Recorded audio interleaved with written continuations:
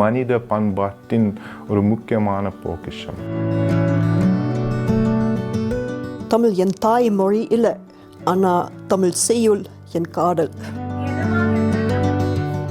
தமிழ் மொழிக்காக சுமார் 100 கோடி ரூபாயில் ஒரு பிரம்மாண்ட திட்டத்தை ஐரோப்பாவின் தற்போதைய ஒரே தமிழ் பேராசிரியர் ஈவா வில்டன் முன்னெடுத்திருக்கிறார் என்றால் ஆச்சரியமாக இருக்கிறதா?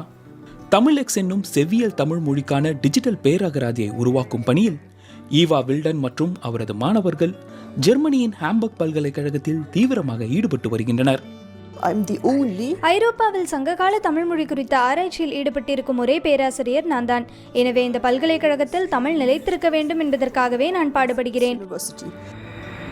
ஹாம்பர்க் பல்கலைக்கழகத்தில் பணியாற்றும் ஈவா வில்டன் தமிழ் சங்க இலக்கியம் மீதான ஆர்வத்தால் தமிழறிஞர் தீவே கோபாலையரிடம் பயிற்சி மாணவியாக சேர்ந்து பின்னர் நற்றிணை, குறுந்தொகை மற்றும் அகநானூறு பாடல்களை ஆங்கிலத்தில் மொழிபெயர்த்தும் உள்ளார். நான் முதலில் 2001ஆம் ஆண்டு தீவே கோபாலையரை சந்திக்க இந்தியாவிற்கு வந்திருந்தேன். அவருக்கு வெற்றிலை போடும் பழக்கம் இருந்ததால் அவர் பேசுவதை புரிந்து கொள்வது எனக்கு சற்று சிரமமாக இருந்தது. பொதுவாக நாடகம், கவிதைகள் மீது பலர் ஆர்வம் கொண்டிருந்தாலும் வெகு சிலரே இலக்கியங்கள் மீது ஆர்வம் காட்டுகின்றனர். அதனால் நான் குறுந்தொகை பற்றி படிக்க விரும்புவதாக கூறியதும் அவர் மிகவும் மகிழ்ச்சி அடைந்தார். நாள்தோறும், ஏன் நாள் முழுவதும் கூட எனக்காக அதை படித்து காட்டுவதாக அவர் என்னிடம் கூறினார். 2046ஆம் ஆண்டு வரை தொடரும் தமிழெக்ஸ் திட்டத்திற்கு இந்திய மதிப்பில் சுமார் 100 கோடி ரூபாயை ஜெர்மானியா அறிவியல் அறிஞர்கள் அகாடமி ஒதுக்கியுள்ளது குறிப்பிடத்தக்கது. எங்கள் திட்டத்தில் நாங்கள் உருவாக்கி வரும் தொகுப்பில் தமிழ் உரை மட்டுமல்லாது படங்களும் உரையாடல் பதிவுகளும் இடம்பெற்றிருக்கும். சங்ககால தமிழ் இலக்கியங்கள் குறித்த சுமார் 100 மணி நேர விளக்கு உரை பதிவுகள் எங்களிடம் இருக்கின்றன. எங்களுக்கு அடுத்து இந்த ஆராய்ச்சியில் ஈடுபடுபவர்களுக்காக இவற்றை நாங்கள் பாதுகாத்து வைக்க வேண்டியது அவசியம். அதற்கான முயற்சிகளையும் மேற்கொண்டு வருகிறோம். நாங்கள் செய்ய முயற்சிக்கும் மற்றொரு முக்கியமான விஷயம் இளம் தலைமுறையினரை தமிழ் அறிஞர்களாக வளர்ப்பதுதான். உண்மையில் தமிழ்நாட்டில் சங்ககால தமிழை கற்பிக்கக்கூடிய இடங்கள் அதிகம் இல்லை. திருவாரூர் இருக்கிறது, சென்னையில் ஒரு சில இடங்களில் கற்க முடியும். அதை தவிர மற்ற இடங்களில் பழைய இலக்கியங்களை கற்பதற்கான வாய்ப்புகள் இருப்பதில்லை. பெட்டர் கோர்சஸோடைய ரீஜெக்ட்ஸ் தான் வந்து தமிழ் படிப்பாங்கன்னு ஒரு ஒப்பீனியன் இருந்தது. ஸோ அப்போவே வந்து நான் இதுக்காக தமிழுக்காக, இந்த தமிழ் சப்ஜெக்டுக்காக நான் ஊரெல்லாம் மாற்றி, நாடெல்லாம் மாற்றி ஜெர்மனிக்கு போகிறேன்னு நான் எங்கள் ஃப்ரெண்ட்ஸ்கிட்ட சொன்னபோது எல்லாரும் பொதுவாக சிரித்தாங்க. சென்னையை சேர்ந்த ஆராய்ச்சி மாணவி நீலா பாஸ்கர், சிங்கப்பூரை சேர்ந்த மானசா விஸ்வேஸ்வரன், ரஷ்யாவை சேர்ந்த நிக்கோலாய் கோடிஷுக், இந்தியாவை சேர்ந்த லியோ ரிஷி ஆகியோர் இந்த திட்டத்தில் ஈவா வில்டனுக்கு பேருதவியாற்றுகின்றனர். இந்த பக்தி இலக்கியங்கள் இல்லை இப்பொழுது இருக்கிற அந்த புராணங்கள் இதற்கெல்லாம் முன்னாடி இந்த சங்ககால இலக்கியங்கள் இயற்றப்பட்டிருக்கு. அந்த தரத்தை நீங்கள் எடுத்து பார்த்தீங்கன்னா, அது இப்போ குறுந்தொகை எடுத்து பாருங்கள். அது குட்டியாக இருந்தாலும் அவ்வளவு பொருள் அடங்கியிருக்கும். அந்த பொருளை நீங்கள் படிக்க அந்த சுவை, நீங்களே அந்த ரசத்தை நீங்கள் உணருவீங்க. நீங்கள் தமிழ் மொழி பேசுபவராக இருந்தால் குறுந்தொகையை படிக்கும்போது ஒரு சில வார்த்தைகளை மட்டுமே புரிந்து கொள்ள முடியும். உதாரணமாக, யாரும் இல்லை என்ற வார்த்தை உங்களுக்கு புரியும், ஏனெனில் அதை நீங்கள் அடிக்கடி உபயோகிக்கிறீர்கள். ஆனால் மற்ற வார்த்தைகளை புரிந்து கொள்வது கடினமாக இருக்கும். சிறுவயதிலிருந்தே அதற்கு நீங்கள் பயிற்சி பெற வேண்டும். ஏனெனில் இந்த இலக்கியங்களை எழுதுவதற்கு மக்கள் தங்களது வாழ்க்கையே அர்ப்பணித்திருக்கிறார்கள்.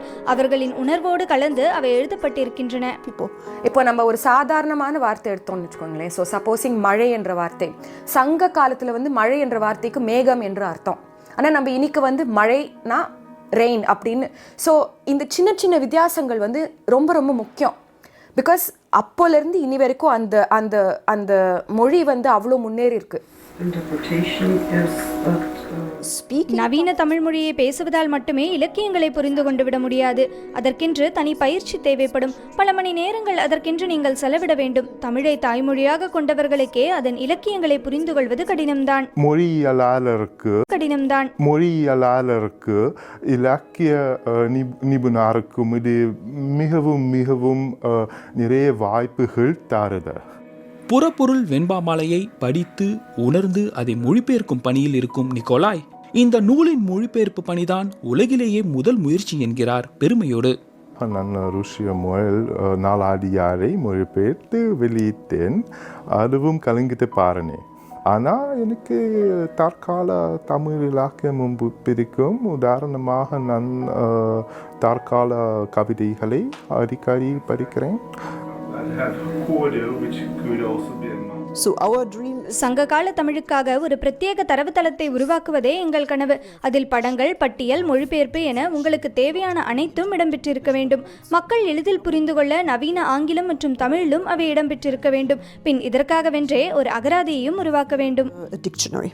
நாங்கள் செய்யக்கூடியது வந்து இப்போ ஒரு ஆக்சசபிள் வேர்ஷன், எல்லாருக்குமே வந்து யார் வேணாலும் ஒரு செய்யுளை எடுத்து படித்து புரியணும்னா எல்லாமே டிஜிட்டலாக ஃப்ரீ ஓப்பன் ஆக்சஸாக நாங்கள் செய்ய போகிறோம். இது வந்து ரொம்ப முக்கியமான ஒரு காலகட்டம். ஏன்னா ஓலைச்சுவடிகள் எல்லாம் வந்து நிரந்தரமாக நிலைப்பதில்லைல்ல, இன்னும் அழிவதற்கான வாய்ப்பு தான் இருக்கே தவிர அது இதே ஒரு நிலைமையில் இருக்குமான்னு சொல்ல முடியாது. ஸோ இதுதான் நமக்கு கிடைச்சிருக்கிற ரொம்ப பொக்கிஷமான ஒரு வாய்ப்பு, தருணம். ஏன்னா இந்த மாதிரி டீச்சர்ஸும் அமைவது ரொம்ப ஆக்சுவலி அது ரொம்ப ரொம்ப ரேர் அப்படி என்னை கேட்டால். தமிழ்நாட்டிலிருந்து பல்லாயிரம் மைல் கடந்து வாழும் ஈவா வில்டனுக்கு தமிழ் இலக்கியங்கள் மீதான பற்று காரணமாக இது போன்று மேற்கொள்ளும் முயற்சிகள் தமிழ் மொழிக்கு மட்டுமின்றி ஜெர்மனியில் தமிழ் சங்க இலக்கியங்களை படிக்க விரும்பும் மாணவர்களுக்கும் ஒரு முக்கிய வாய்ப்பாகவும் அமைந்துள்ளது. One big problem is that Tamil ஒரு பெரிய சிக்கல் என்னவென்றால் இன்றைய ஆங்கில வழி கல்வியில் தமிழ் கற்பதற்கான வாய்ப்பு குறைவாகவே இருக்கிறது. ஆனால் அணு இயற்பியலை குறித்து நீங்கள் சங்ககால தமிழில் கற்க முடியாது என்பது உண்மைதான். ஆனால் புனிதமான இலக்கியங்களை கற்பதற்கு இங்கு நேரம் ஒதுக்கப்படுவதில்லை என்பதுதான் வருத்தமாக இருக்கிறது. இத்தகைய சூழலை தொடருமானால் கூடிய விரைவில் தாய்மொழியை முடியாது என்பது உண்மைதான். ஆனால் புனிதமான இலக்கியங்களை கற்பதற்கு இங்கு நேரம் ஒதுக்கப்படுவதில்லை என்பதுதான் வருத்தமாக இருக்கிறது. இத்தகைய சூழலை தொடருமானால் கூடிய விரைவில் தாய்மொழியை படித்து புரிந்து கொள்வதே பலராலும் முடியாமல் போய்விடும். ஆராய்ச்சிக்கான மொழி ஆங்கிலமாக தான் இருக்கும், அதில் ஒன்றும் மாறுதல்கள் ஏற்பட போவதில்லை. ஆனால் தங்களது தாய்மொழியை விட்டுவிட யாருமே விரும்ப மாட்டார்கள் என்றே நான் நினைக்கிறேன். தமிழ் மக்களுக்கும் தமிழ் மொழிக்கும் இடையே ஒரு வலுவான உறவு இருப்பதாகவே எனக்கு தோன்றுகிறது. அதனால் உண்மையில் தமிழ் மொழி அழியும் தருவாயில் இருப்பதாக நினைக்கவில்லை. So I think there is a very strong relation between the Tamil people and their language. So I don't think Tamil is really in danger of getting lost. சங்க இலக்கியங்கள் இல்லாமல் தமிழ் மொழி இல்லை என்று கூறும் ஈவா வில்டன் தமிழ் இலக்கியங்கள் மீதான ஆர்வம் இக்கால தலைமுறையினரிடம் குறைந்து வருவதை சுட்டிக்காட்டுகிறார். And the other thing that I would மேலும் இந்திய அரசிடமிருந்து உதவித்தொகை கிடைத்தால் நன்றாக இருக்கும் என்பது என் எண்ணம். ஓராண்டிற்கு மக்கள் இங்கு வந்து இருந்து எங்களிடம் இருக்கும் தமிழ் ஆதாரங்களை பயன்படுத்திக் கொள்வதன் மூலம் தமிழ் குறித்த ஆராய்ச்சியில் ஈடுபடலாம். தமிழ்நாட்டில் கிடைப்பதை விட தமிழ் இலக்கியம் தொடர்பான ஆதாரங்கள் இங்கு அதிகமாகவே இருக்கின்றன. Tamil Nadu itself. நாங்கள் செய்கிற வேலை வந்து எங்களுக்கு மட்டும் கிடையாது. நாங்கள் வந்து எங்களுக்கு பிடிச்சிருந்தனால நாங்கள் செய்யலை. இது ரொம்ப ரொம்ப முக்கியமான ஒரு வேலைன்னு நான் வந்து நான் வந்து நினைக்கிறேன். ஈவா வில்டனின் இந்த முன்னெடுப்பால் இனி வரும் காலங்களில் சங்க இலக்கியங்கள் படிக்க ஆராய்ச்சி செய்ய மாணவர்கள் விருப்பம் காட்டுவார்கள் என நம்புகிறார். எதிர்காலம் எதுவாயினும் ஈவா வில்டன் மற்றும் அவரது குழுவின் இந்த முயற்சி தமிழ் வரலாற்றில் ஒரு முக்கிய மைல்கல் என்றால் அது மிகையாகாது.